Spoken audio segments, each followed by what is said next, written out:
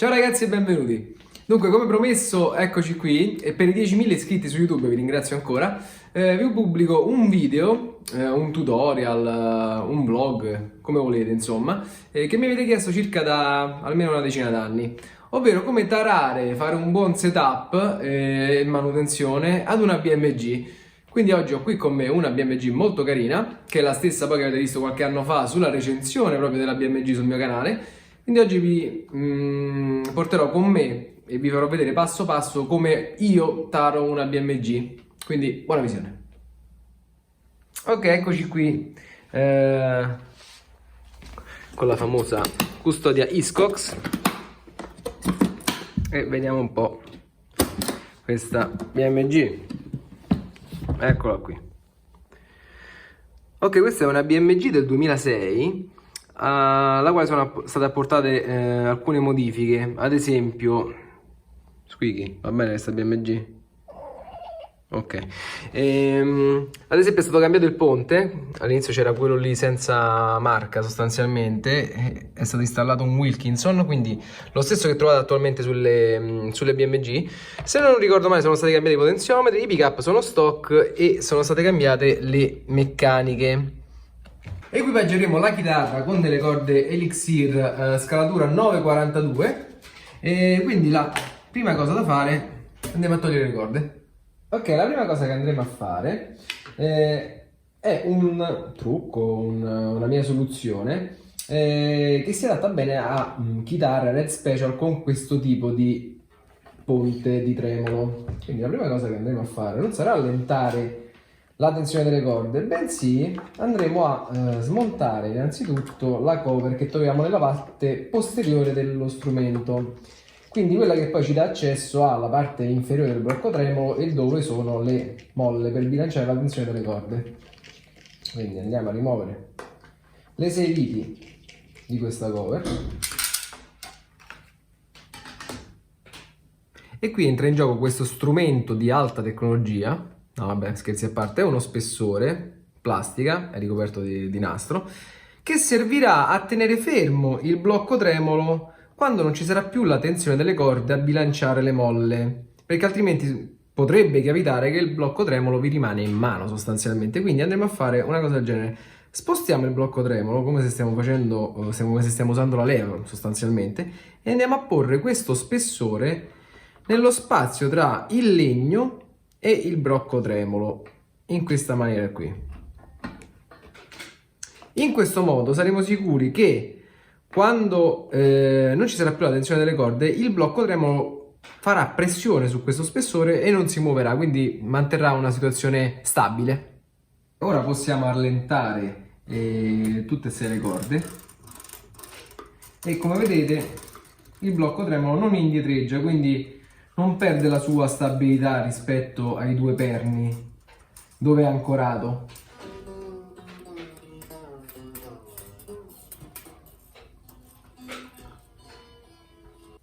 Una volta allettate le corde prendiamo una tronchese, proprio come questa, e cominciamo a tagliare tutte e 6 le corde.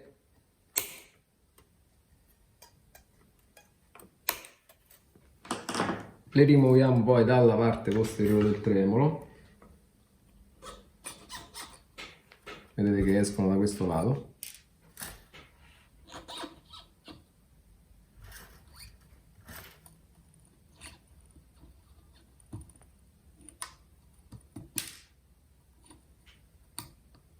Successivamente andiamo a rimuovere le corde dalle meccaniche. Qui come vedete abbiamo delle meccaniche leggermente diverse da quelle che trovate normalmente su una BMG. Su una BMG normale basterà allentare la meccanica e svidare la parte superiore, cioè una sorta di vite col cacciavite a lama. In questo caso invece abbiamo delle meccaniche che sono molto simili alle Schaller autobloccanti, quindi andremo ad allentare questa vite posta nella parte posteriore e la corda verrà rilasciata dal perno. Ok, la chitarra in questione non aveva problemi di potenziometri che scricchiolavano, switch non funzionanti. Per sicurezza e più che altro per farvelo vedere a voi, vado comunque a rimuovere il battipenna dalla chitarra e vediamo un po' come fare una manutenzione ordinaria alla parte elettrica della chitarra. Quindi andiamo a rimuovere le viti del battipenna.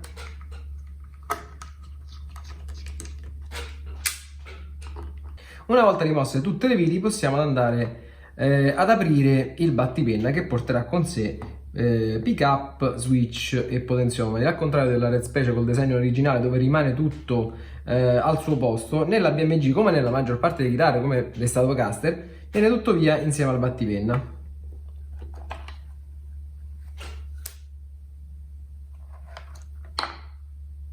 Ok, quindi qua vediamo che i pick up sono ancora gli stock della BMG del 2006 in questo caso.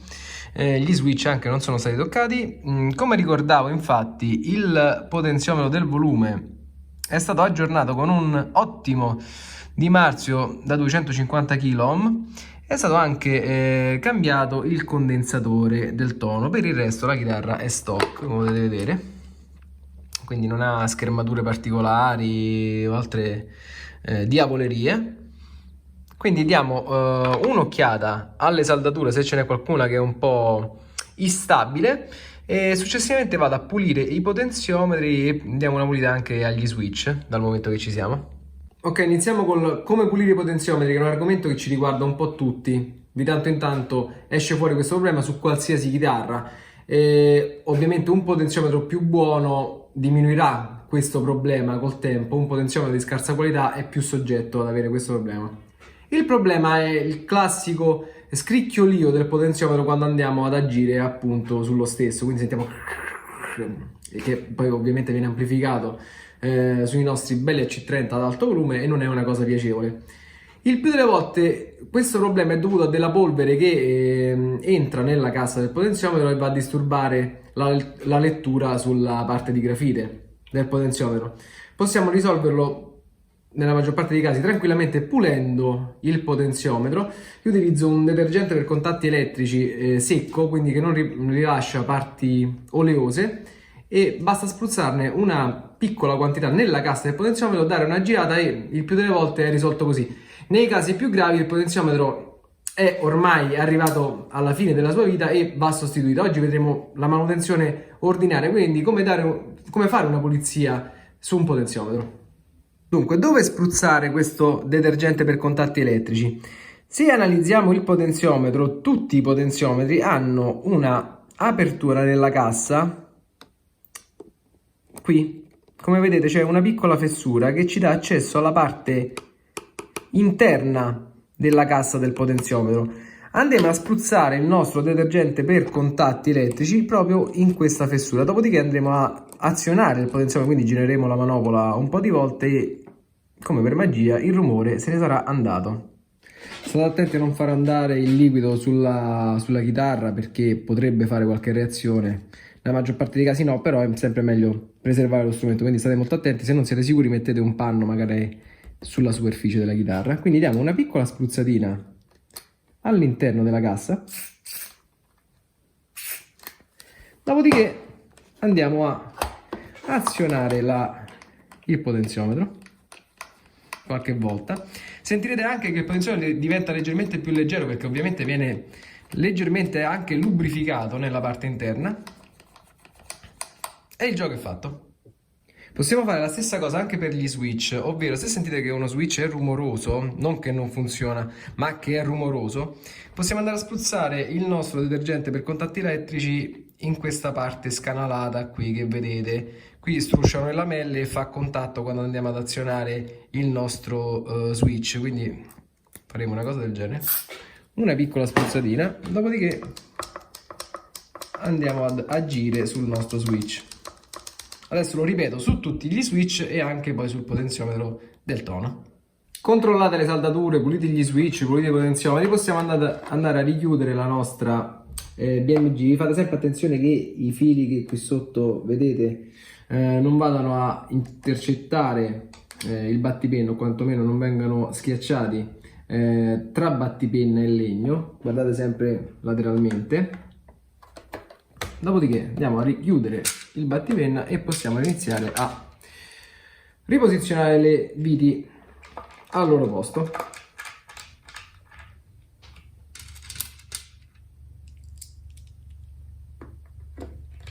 Dal momento che ci siamo, vediamo un altro problema che ogni tanto capita. Se si allenta una delle due manopole, non vi preoccupate, non sta venendo via il potenziometro. Nella maggior parte dei casi la vite è lenta.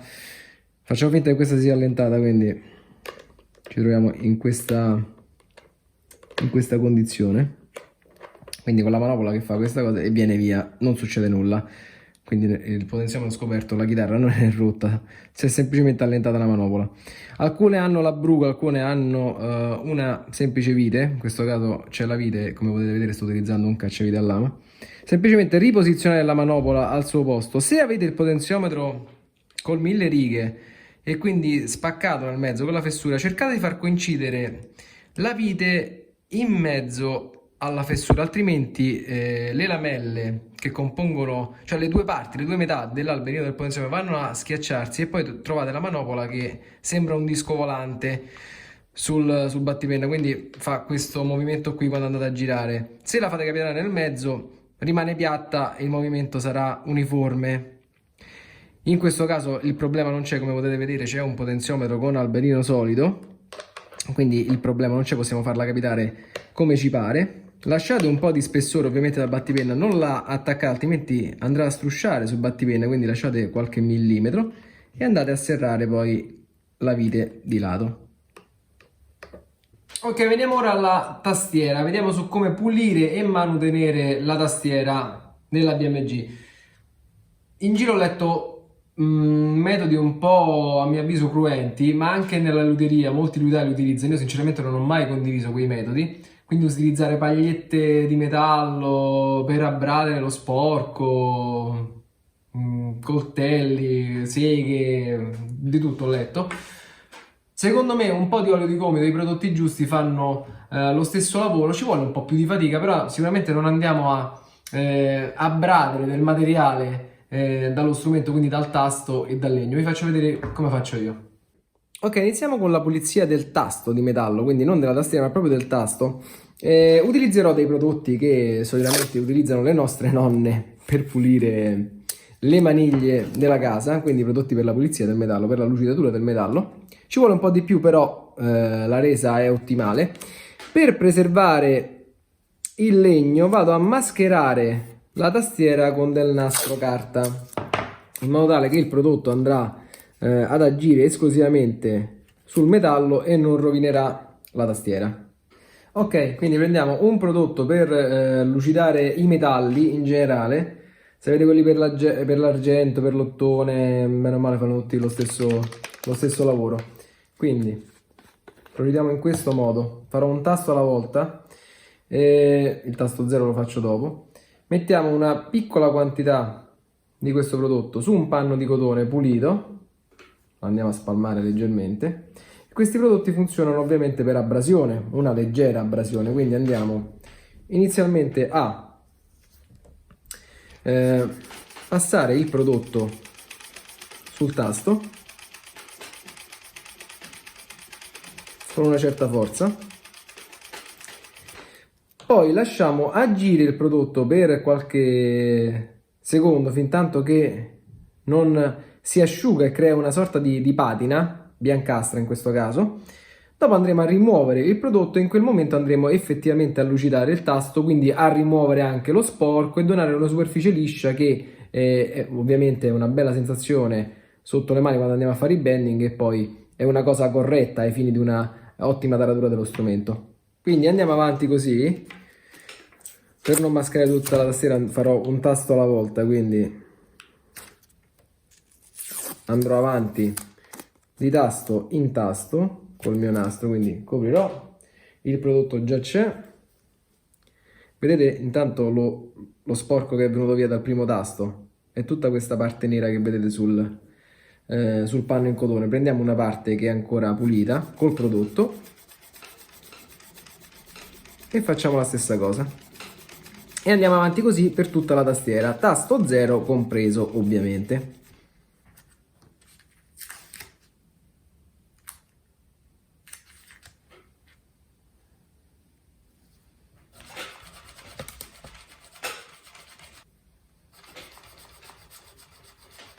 Una volta pulita tutta la tastiera, tutti i tasti, vedete che qui c'è un po' di sporco, diciamo, e andiamo a rimuovere l'eccesso di prodotto ovviamente che è rimasto sul metallo e quindi a fare poi effettivamente la lucidatura finale.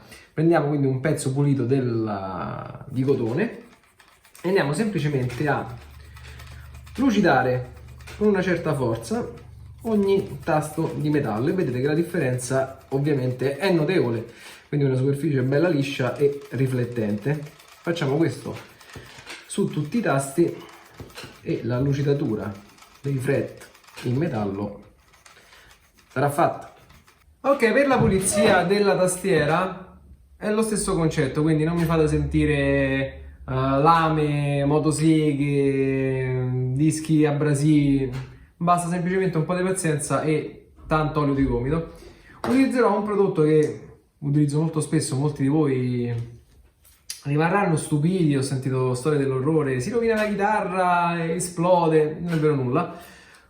Sono 20 anni che utilizzo prodotti del genere, quindi quelli che utilizzate per pulire i mobili di casa, adatti al legno vivo, meglio se hanno la cera d'api perché dà una superficie ovviamente ancora più liscia e preserva sia la finitura che il legno vivo. Utilizzerò questo prodotto anche per pulire dallo sporco la tastiera della BMG che come sapete è in legno vivo, è in ebano, quindi andremo a rimuovere lo sporco con un panno in cotone o in microfibra come in questo caso e tanto olio di gomito. Il procedimento è semplice: spruzziamo una piccola quantità del prodotto per legno vivo a base di cera d'api direttamente sul panno. Mi raccomando che sia un panno pulito e poi ci armiamo di santa pazienza e andiamo a sfregare bene tutti i tasti. Passate tranquillamente anche sul metallo, tanto è pulito perché l'abbiamo lucidato prima, e andiamo a pulire i tasti. Poi guardate in controluce se è rimasto dello sporco, del grasso, e ci ripassate sopra finché non va via. Sarà un processo lungo e faticoso, però con questo metodo almeno siete sicuri che non andate a rovinare il legno o una finitura particolare. Insomma, ci vuole più tempo. Ovviamente se vedete i vari video di luteria, di liutai, loro ovviamente lavorano anche su grandi quantità di chitarre, il loro tempo magari non è tanto a disposizione come il vostro e quindi utilizzano dei metodi anche più veloci per ottenere lo stesso risultato. Noi abbiamo tutto il tempo che vogliamo per il nostro strumento, quindi perdiamoci un po' più di tempo e facciamolo in maniera delicata. Questo è quello che è venuto fuori con i primi 4-5 tasti. La tastiera era anche piuttosto pulita, però vedete tutto il grasso che rimane, lo sporco, i residui di sudore quando suoniamo.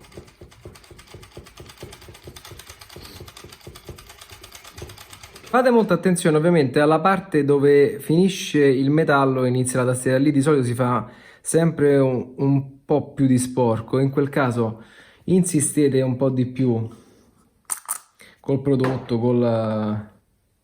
col panno in microfibra, mettetelo su un dito e con la punta del dito andate ad insistere in quell'area, così sarete sicuri che tutti i residui di grasso, di pelle morta saranno andati via, e poi controllate costantemente in controluce per vedere se ci sono aree che ancora hanno dei residui di sporco sulla tastiera.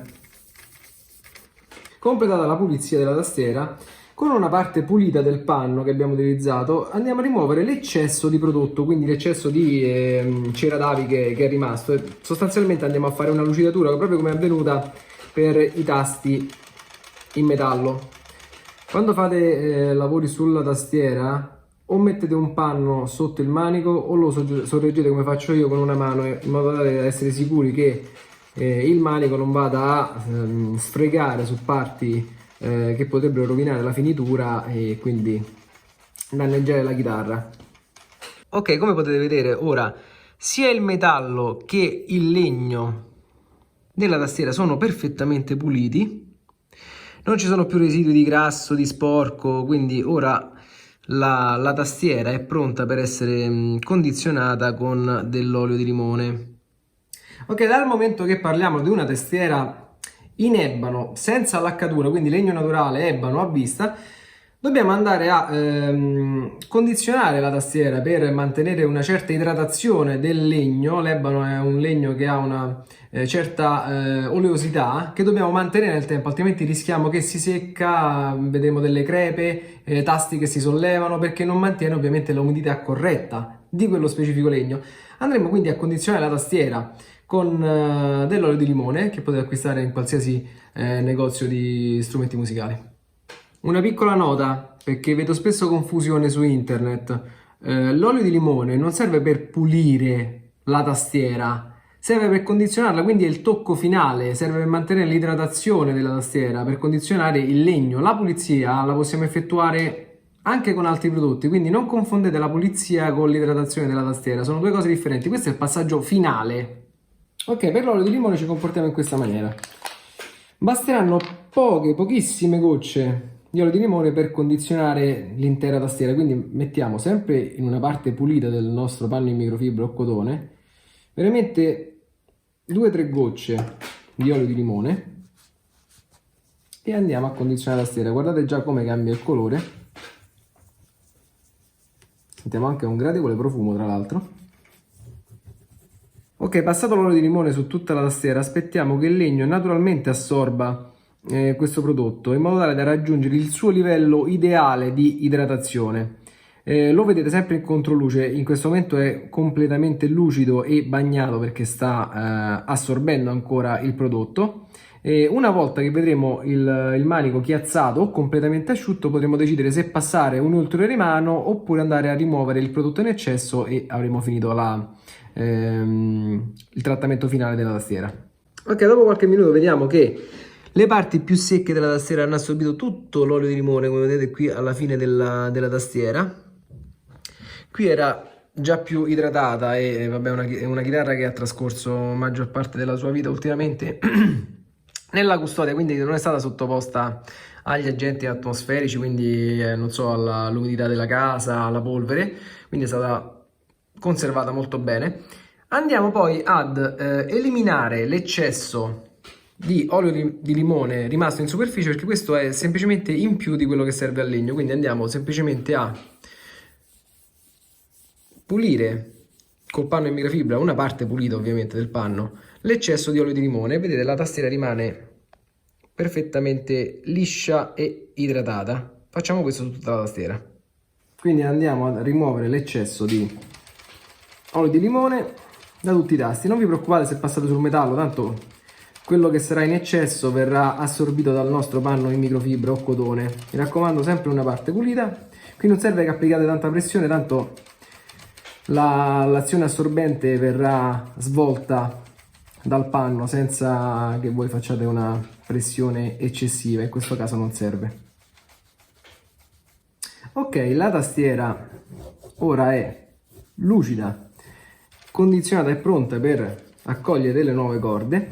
Nel momento in cui avessimo notato che la tastiera avesse assorbito tutto l'olio di limone già in prima battuta, evidentemente era una tastiera secca. In quel caso avremmo potuto dare una seconda mano di olio di limone e ripetere il processo nuovamente, diciamo fino a 3 volte. Superiore a 3 volte parliamo di una tastiera veramente troppo secca. A quel punto ve ne accorgete anche perché probabilmente avrà delle crepe o comunque problemi maggiori. Quindi osservate la vostra tastiera e vedete quanto olio di limone necessita.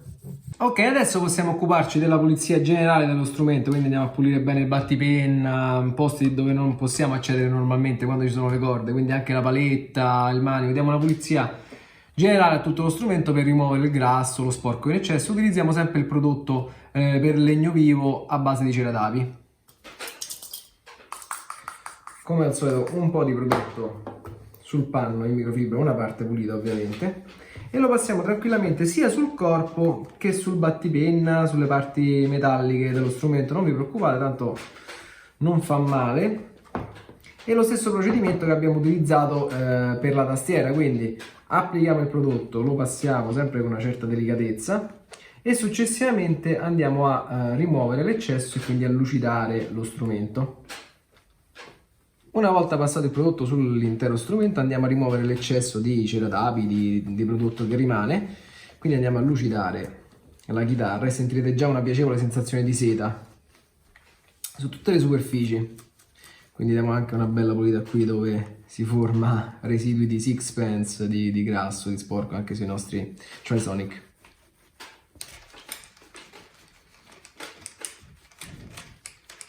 Ok, arrivati a questo punto possiamo andare a montare effettivamente le corde sullo strumento, dopodiché andremo a tarare in maniera molto accurata tutto lo strumento, quindi l'action, vedrete se il truss è tarato correttamente, l'altezza dei pick up, vi darò anche qualche dritta su come accordare lo strumento, come essere sicuri che mantenga bene l'accordatura anche dopo l'utilizzo del tremolo.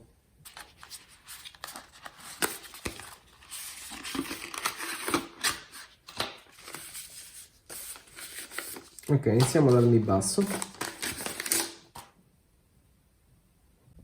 Quindi inseriamo il Mi basso nella parte posteriore del blocco tremolo,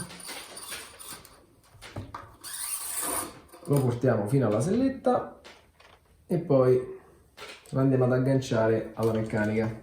Le meccaniche autobloccanti non necessitano di tanti giri intorno al perno, anzi il loro scopo è proprio quello di eliminare quanti più giri possibili per garantire una miglior tenuta dell'accordatura, perché abbiamo meno parti in movimento che potrebbero causare frizioni intorno all'alberino. Quindi il mio consiglio è: posizioniamo la meccanica in modo tale da avere il foro d'ingresso già in corrispondenza del punto di arrivo della corda. Quindi vedete, in questo caso allentiamo ovviamente la vite nella parte posteriore per questo tipo di meccaniche.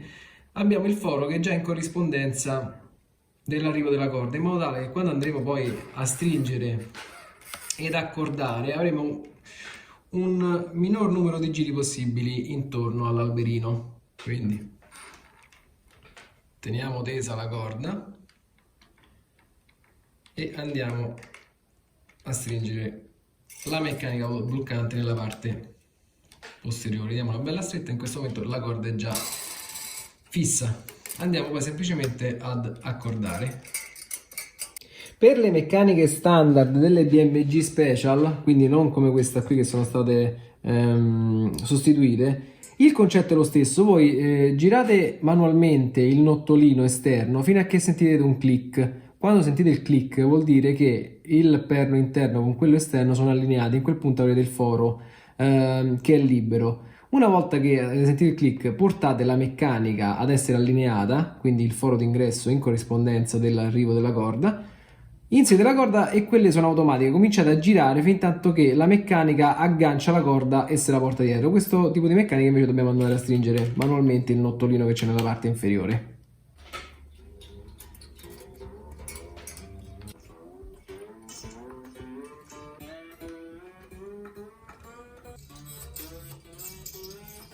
Una volta che abbiamo montato tutte le corde andiamo a tagliare l'eccesso di corda che esce dalla meccanica.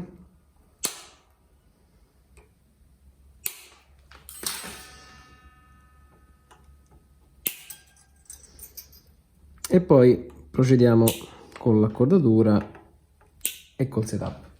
Diamo un'accordata generale allo strumento, una prima accordata di massima.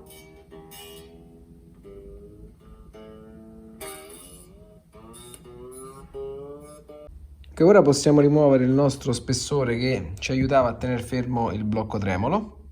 Ok, una volta che lo strumento è accordato, abbiamo dato una prima accordata al volo senza strecciare le corde, senza fare nulla, possiamo passare al setup vero e proprio tra truss rod, action, ottave e poi infine la taratura dei pick up.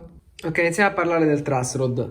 Prima di tutto, il truss rod non serve per regolare l'action come leggo solitamente. Il truss rod serve esclusivamente per andare a compensare quanto il manico fa un arco in questo punto, quindi nella parte su per giù centrale dello strumento. Ovviamente le corde tirano e il manico tende leggermente a inarcuarsi. Col truss rod andiamo a compensare questo gap, quindi andiamo a ristabilire una planarità del manico rispetto alle corde, ovviamente in base alle nostre esigenze, in base al nostro piacimento. Per vedere quanto è questo gap andiamo a fare un'operazione molto semplice, possiamo farla o con un capotasto o con entrambe le nostre mani. Premiamo il Mi basso al primo tasto e all'ultimo tasto. Il gap che abbiamo qui in mezzo, sentite questo rumore? È quanto relief abbiamo nel truss rod. In questo caso sarà sì e no un decimo di millimetro, quindi per me è soddisfacente su questo tipo di strumento con questa scalatura, poi ma anche in base al nostro tipo di playing, quindi quanto suoniamo forte e quanto siamo delicati. Per me va bene in questo caso. Nel momento in cui non fosse stato adeguato avremmo dovuto agire sul truss rod. Se vogliamo tenere una mano libera possiamo porre un capotasto al primo tasto e premere il 24esimo e controllare sempre qui in mezzo, intorno diciamo al nono tasto, all'ottavo e al nono tasto. Ok, nel momento in cui il relief del manico non fosse adeguato per le nostre esigenze, quindi nel momento in cui ad esempio il manico fosse troppo dritto, addirittura con un arco nella direzione opposta, quindi se premendo al primo e all'ultimo tasto vediamo il gap qui all'inizio della tastiera e alla fine, in quel caso abbiamo un arco che è fatto al contrario rispetto a quello che ci serve, oppure nel caso in cui l'arco fosse eccessivo, quindi notiamo un gap, non so, di 1 mm circa a metà tastiera, dobbiamo andare ad agire sul truss rod. Per agire sul truss rod ovviamente leviamo la cover e accediamo con la nostra brugola che probabilmente avete in dotazione con la BMG nel truss rod. Dunque, se abbiamo un gap eccessivo a metà manico, quindi se lo spazio è molto elevato a centro manico, sicuramente dobbiamo andare a tirare il truss rod. Lo tiriamo girando la brugola in senso orario. Adesso la appoggio solo così faccio vedere, quindi in questo modo. Fate piccoli giri, fate un quarto di giro alla volta, non esagerate, riaccordate e poi controllate come è variata la situazione, fate assestare un po' lo strumento. Nel momento in cui c'è poco gap, quindi magari sentite le corde che friggono, oppure vedete appunto il gap all'inizio e alla fine, abbiamo un manico che è tarato in una maniera non corretta, andiamo ad allentare il truss rod, quindi in senso antiorario, quindi giriamo da questa parte. Mi raccomando, sempre piccoli movimenti e controllare di volta in volta come procede l'assestamento dello strumento. Ok, il prossimo passo sarà andare a vedere la taratura delle molle, quindi quanto sono bilanciate le molle rispetto alla tensione delle corde. Questo ovviamente fatelo, controllatelo quantomeno ad ogni cambio corda, anche se tenete la stessa scalatura, la stessa marca di corda, probabilmente non dovete andare a toccare questo parametro. Comunque è necessario che il blocco tremolo sia perfettamente parallelo alla superficie dello strumento. In questo caso, come potete vedere, è leggermente inclinato in avanti, quindi è leggermente così. Adesso lo sto accentuando con la leva per farvelo capire. Non è proprio parallelo al corpo dello strumento, dovrebbe stare in questa posizione, quindi vedete c'è un leggero angolo. Per bilanciare questo dobbiamo andare a controllare le molle poste sul retro dello strumento.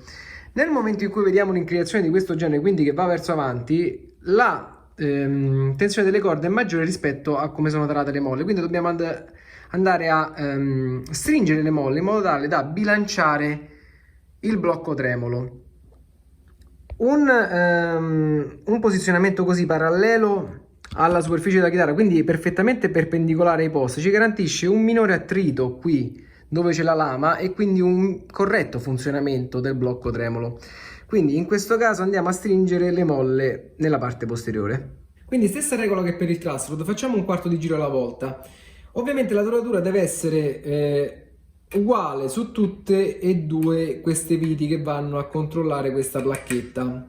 Se è inclinata ovviamente non abbiamo una tensione corretta ripartita su entrambe le molle, se avete 3 molle, se avete 4 molle, poi quello dipende dalle vostre esigenze. In questo caso il mio amico preferisce avere 2 molle su questo blocco tremolo, quindi andiamo a fare, avvitiamo in questo caso perché dobbiamo aumentare la tensione su queste molle, quindi avvitiamo di un quarto di giro per volta, riaccordiamo lo strumento e vediamo se è migliorata la situazione come parallelismo del blocco tremolo con la superficie dello strumento.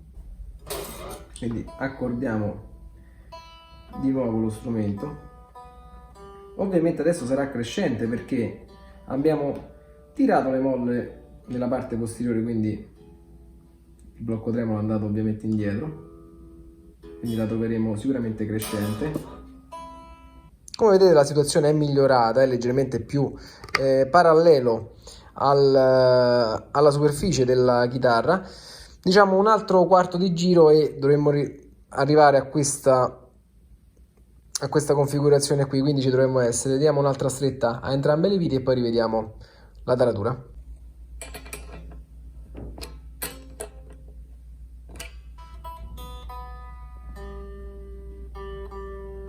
Ok, la chitarra è accordata e come vedete ora siamo perfettamente paralleli alla superficie della chitarra e quindi il blocco tremolo rispetto ai perni è perfettamente perpendicolare, quindi abbiamo un punto di attrito che è il minore possibile. Dal momento che ci siamo, diamo una controllata anche a queste viti, queste che tengono il pirolo della meccanica. Diamo una stretta ad ogni meccanica. Non eccedete col cacciavite, altrimenti rischiate di rovinare, specialmente se avete i piroli in plastica madreperlata, rischiate di romperli. Però assicuriamoci che siano ben stretti e non siano troppo lenti, altrimenti rischiamo di avere problemi di accordatura. Quindi con una mano tenete fermo il pirolo e con l'altra date una leggera stretta alle meccaniche, se necessario ovviamente. Ok, arrivati a questo punto possiamo tarare le ottave dello strumento, quindi la regolazione, come potete vedere, le sellette non sono mai tutte pare, hanno di solito una tendenza a scalini sui primi tre e sulle altre tre. Questo perché dobbiamo tarare, più che altro compensare lo strumento in modo tale che la corda a vuoto abbia la stessa nota della corda premuta al 12° tasto, quindi all'ottava superiore. Questa qui è la taratura delle ottave. Ora vi faccio vedere come si fa.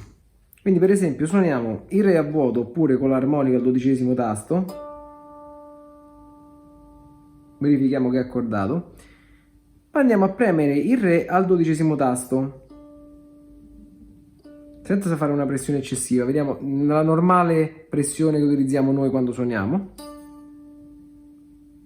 e vediamo che è leggermente calante. Se la nota è calante al 12° tasto, dobbiamo far traslare la nostra selletta più verso la paletta della chitarra. Al contrario, se fosse stata crescente avremmo dovuto spostare la nostra selletta verso il fondo, verso la base del corpo dello strumento, quindi da quest'altra parte. In questo caso, essendo crescente, andiamo a girare in senso antiorario questa vite e vediamo che la selletta va in avanti. Poco alla volta riaccordiamo e controlliamo com'è l'ottava.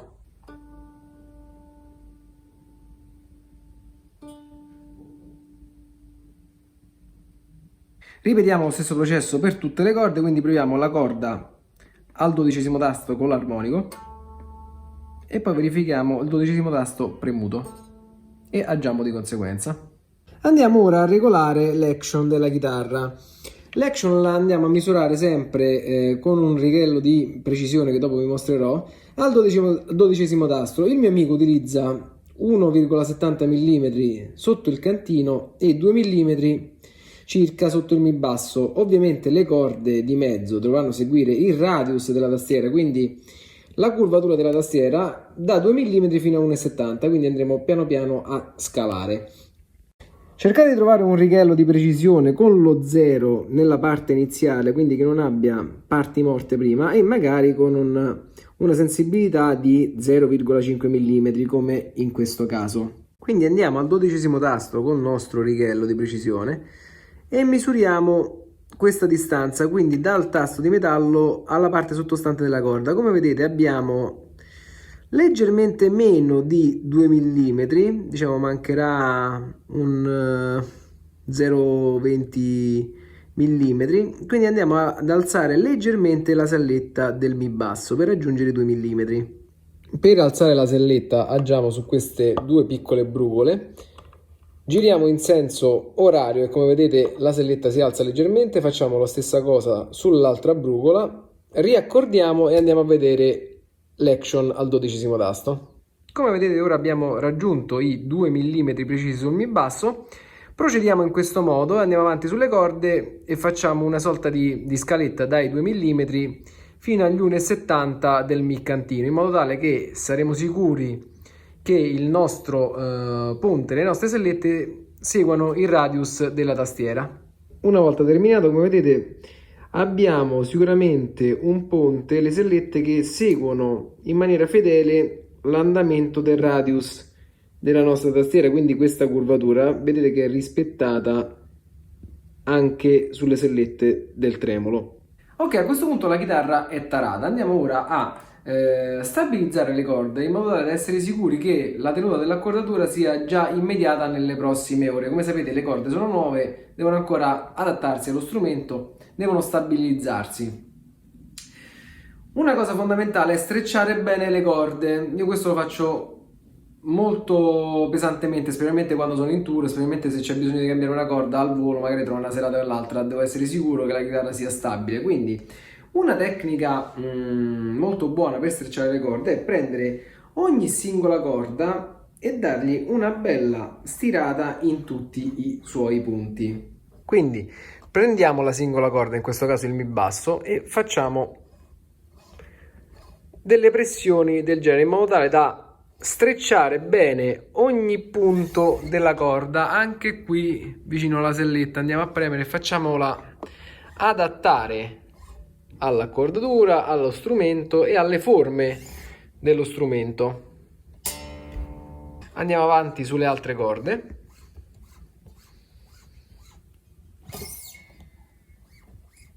Ovviamente quando andrete a riaccordare la chitarra, ora la troverete sicuramente molto calante, poi le corde si stanno piano piano snervando e raggiungeranno la loro tensione ottimale. Ovviamente nel caso in cui il set fosse fallato, questo è il momento nel quale ve ne accorgiate, poiché in questo momento se un cantino o un sol fosse fallato si sarebbe già rotto, quindi questo è un set buono, però meglio ora che durante un concerto, giusto? Andiamo a riaccordare e vediamo che la chitarra è estremamente calante, quindi già capite quanto ha perso con un semplice stretch. Andiamo avanti con questo stretching fin tanto che non vediamo una stabilità raggiunta da parte delle corde, quindi quando non rilasciano più troppa tensione non si scorda eccessivamente. Ora voglio darvi un trucco su come accordare la chitarra.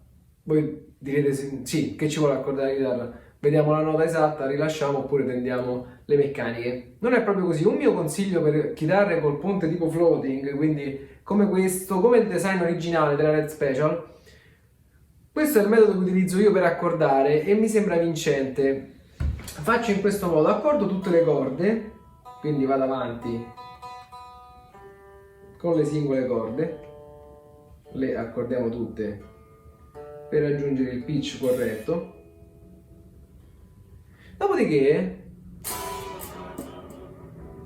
do qualche botta sul tremolo, una sorta di dive bomb, così ripartisco la tensione su tutte le corde e riaccordo nuovamente. Le corde si assestano piano piano, trovano un loro equilibrio sul sistema tremolo. Un'altra volta e ripeto questa operazione fin tanto che la chitarra non è perfettamente accordata e sono sicuro che tutte le corde sono equilibrate, hanno scaricato la tensione su tutto il blocco tremolo. Dunque, ulteriori consigli per le BMG o le Red Special in generale. Non sono un amante di lubrificare le parti della chitarra in movimento, lo facevo in passato ma ho visto che forse era superfluo, comunque può essere utile su determinati strumenti. Se volete, il mio consiglio è quello di utilizzare una matita molto morbida, come vedete in questo caso una 8B, e rilasciare un po' di grafite nei solchi della guida delle corde e magari un po' sotto la corda nel punto in cui tocca sul tasto 0. In questo modo andremo a lubrificare con un lubrificante secco che non rilascia appunto residui oleosi oppure di grasso, quindi con la matita. Andiamo a lubrificare queste parti in movimento. Se volete magari anche prima di montare le corde ne potete aggiungere un pochino nel solco della selletta, così state sicuri che ogni minimo di attrito è eliminato. Io personalmente preferisco non mettere nulla, perché se lo strumento è ben tarato non necessita di ulteriori lubrificazioni. Ogni tanto qualcuno di voi mi dice che non riesce a tarare o ad avere la leva che rimane ferma in un punto desiderato, come magari avviene sul design originale. Sappiate che anche il Wilkinson ha una taratura per la rigidità della leva del tremolo. Vi faccio vedere dove. Se andiamo ad inclinare il blocco tremolo, vedete che proprio qui al centro dell'inquadratura c'è una piccola brugola. Bene, con questa brugola potete tarare la rigidità del tremolo, quindi di quando gira il tremolo. Semplicemente stringendo la brugola, ovviamente aumenterete la tensione sul braccio del tremolo. Allentando la brugola ovviamente sarà molto più libero, quindi basta che alzate il tremolo e potete accedere a questo controllo. Altro punto dove porre l'attenzione voi possessori di BMG: ho notato su alcune chitarre che la guida per le corde, quindi questo qui, risulta alcune volte un po' troppo stretto, quindi magari i solchi non riescono ad accogliere bene la corda. Bene, questo non è un vero e proprio capotasto, perché come sapete la corda appoggia sul tasto 0, questa è solo una guida per non far muovere la corda a destra e a sinistra. In alcuni casi ho visto i solchi troppo stretti che ovviamente trattengono la corda quando utilizziamo il tremolo. Se vedete che la corda rimane incastrata in questi solchi, provvedete ad allargarli adeguatamente. Bene, veniamo ora alla taratura dei pick up su una BMG, che è molto più semplice rispetto a una Red Special col design originale. Infatti qui, come su una Strato ad esempio, abbiamo le viti a vista che ci permettono di regolare le altezze e l'inclinazione del pick up. Quindi vi faccio vedere da vicino come agiscono. Se andiamo a girare in senso antiorario, il pick up si solleva da questo lato, ovviamente. In senso antiorario il pick up scende nel battipenna. Ora vi faccio vedere come taro io i pick up della BMG. Per effettuare un setup iniziale, che molto spesso si rivela anche quello definitivo, utilizzo questo metodo. Premo entrambi il Mi basso e il Mi cantino al 24esimo tasto e vado a misurare lo spazio che c'è in questo punto, quindi lo spazio dalla corda al pick up. Ok, premendo al 24esimo tasto, ad esempio il Mi basso, voglio misurare su ogni pick up una distanza di 2,5 mm, lo spazio che c'è tra la corda e la parte superiore del pick up. Come vedete in questo momento abbiamo circa 1,5 mm, quindi è un po' troppo alto. Vado ad abbassare il pick up da questo lato.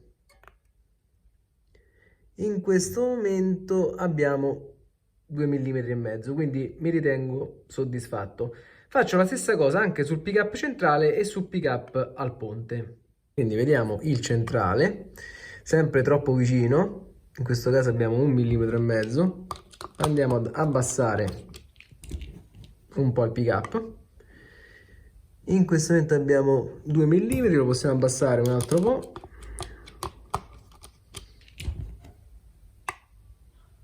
Bene, in questo momento abbiamo 2,5 mm. Stessa cosa sul pick up al ponte, ho sempre il 24esimo tasto premuto e andiamo a misurare questa distanza, e qui è troppo alta, quindi andiamo a tirare su il pick up al ponte per raggiungere 2,5 mm. Ok, ci siamo. Alziamo un altro pochino, andiamo a misurare. Ok, ci siamo, abbiamo 2,5 mm. Per il lato del Mi cantino invece voglio ottenere 2 mm di spazio tra la corda e la superficie del pick up. Come vedete in questo caso abbiamo 2,3-4 mm, quindi dobbiamo alzare leggermente il pick up per raggiungere una distanza di 2 mm. Andiamo a misurare nuovamente e vediamo che ci siamo. Procediamo nella stessa maniera e taro i pick-up anche centrale e al ponte con una distanza di 2 mm. Una volta tarati con questo metodo vedrete che i pick-up formano una sorta di scaletta, quindi su per giù avrete una configurazione del genere e visti da questo lato su per giù saranno all'incirca piatti. Ovviamente questa è una regolazione di base dei pick-up per ottenere un buon suono di Brian May, specialmente magari sui fuorifase. Le regolazioni fini andranno fatte con la chitarra attaccata all'amplificatore, quindi selezionerete le varie configurazioni di pick-up e poi andrete a calibrare, secondo ovviamente il vostro strumento, secondo il vostro setup, andrete a fare la micro calibrazione dei pick-up, però questa a mio avviso è una buona base di partenza per una BMG. Un altro consiglio che voglio darvi, perché l'avevo fatto anch'io quando avevo la BMG, è quello di silenziare le molle posteriori. C'è chi piace ovviamente, fa molto Stratocaster, a me personalmente nell'ambito Red Special non fa impazzire. Praticamente andiamo a zerare questo rumore quando poi suoniamo la chitarra, sentiamo questo rientro. Sono le molle che risuonano. Con un semplice trucco, quindi con un po' di nastro isolante, andiamo ad azzerare il rumore, il rientro delle molle. Il metodo è molto semplice, prendiamo un pezzo di nastro isolante e andiamo a fare un piccolo giro all'inizio della molla, quindi in questo modo lo avvolgiamo intorno alla molla e sentiamo già una notevole differenza di rientro rispetto all'altra molla. La molla senza nastro suona così, la molla con nastro suona così.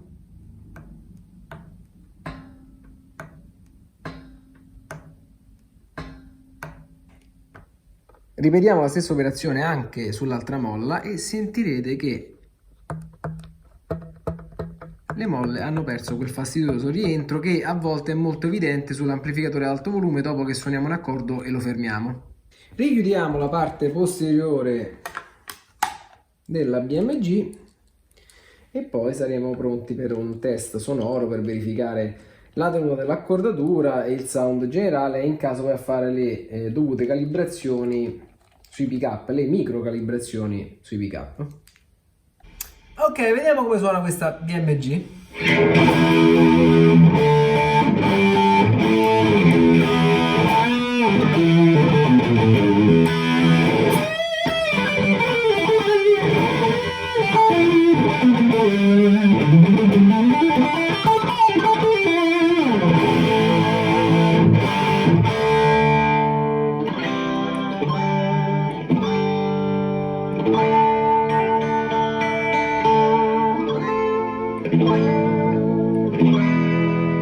Proviamo qualche fuorifase.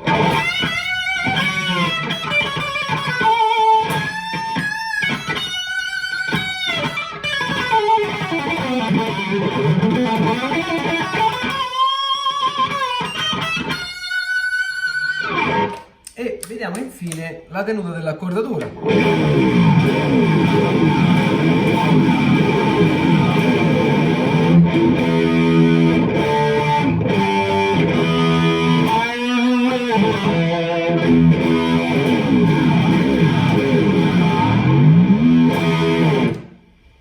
Per me ok. Questa serie di immagini me la faccio lo stesso, queste inquadrature, tanto so che me l'avreste chieste altrimenti. Un confronto diretto, almeno a livello estetico, con la Red Special della Ferrari Guitars, quindi per vedere un po' le forme, il colore, il tipo di legno. Ora vi farò anche una bella ripresa del manico, del profilo del manico, che è una delle cose che crea shock ai proprietari delle BMG quando provano poi una replica fedele della Red Special. Ebbene, questa è la differenza nello spessore e nel profilo del manico tra una BMG che vedete a sinistra e la Ferrari Red Special che vedete a destra, quindi una differenza piuttosto netta. Bene ragazzi, a questo punto la BMG Special è pronta secondo me per tornare tra le braccia del suo legittimo proprietario, che ringrazio per avermela prestata per questo tutorial. Come al solito vi ringrazio ancora una volta per il traguardo raggiunto dei 10.000 iscritti, sono veramente contento che la nostra community si sia allargata a questo punto.